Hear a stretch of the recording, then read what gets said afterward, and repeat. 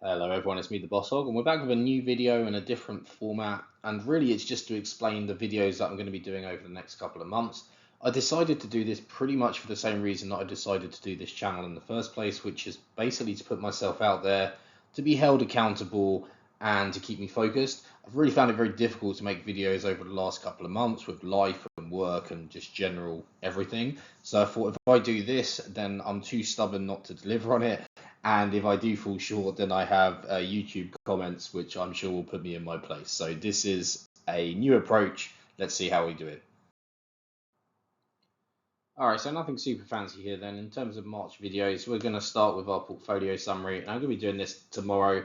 All of the dates are going to have, first, second, etc. And that's typically because I do these videos quite late at night when things are calm and quiet and little one is in bed. Next up, we're going to do our wealth videos. So this is probably my favorite video to do. Neither this one nor the portfolio summary takes me too long, just because a lot of the data is already available in my portfolio tracker on Google Docs. So these, even though I'm relatively busy at the start of the month, shouldn't be too demanding on my time. So I think I can commit to these on a relatively regular basis. Next, we're going to do a stock review, and I want to do Hollywood Bowl. I've already done a bit of reading a couple of weeks ago when the dividend was paid. So for me, I'm sort of already comfortable with the due diligence. Now I just need to sort of put it together, make a video, etc., and explain why I'm still buying Hollywood Bowl despite being 40% up. So we're going to aim for that on the 9th and 10th of March. Next up, we're going to do our costs and budget. So to be honest with you, I do really enjoy this, but it's quite tedious, just basically going through typically a couple of hundred lines of expenses across the month. So even though I sort of categorize them and then the summary is automatic, I still have to basically go line by line and in many cases put the categorization of the spend. I am working to improve it, so that if there's like a TFL spend, the Transport for London, underground, I can very quickly do that if I find TFL as a text string. But not everything is quite so easy to sort of do en masse. So that one takes me a little bit of time, but this has actually been very enjoyable and rewarding.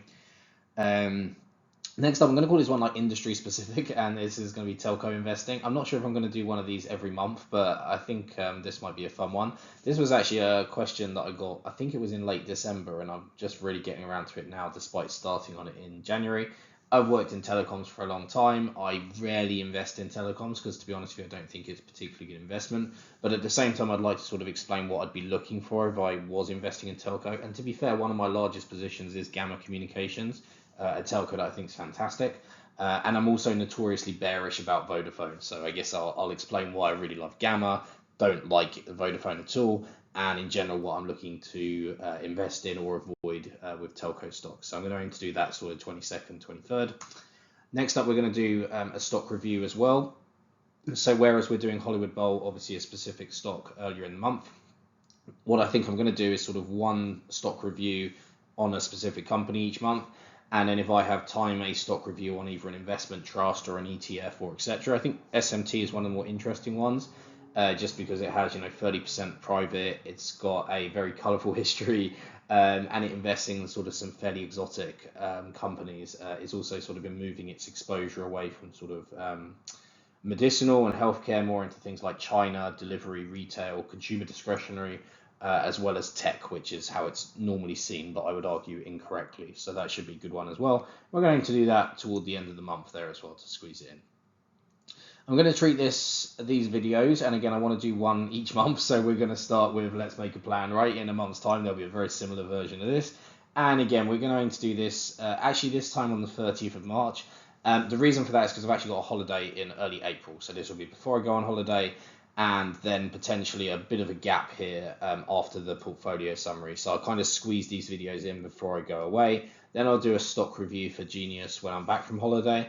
This is, I think, my fifth largest position, but it's a big one, and it has been something I've been bag holding.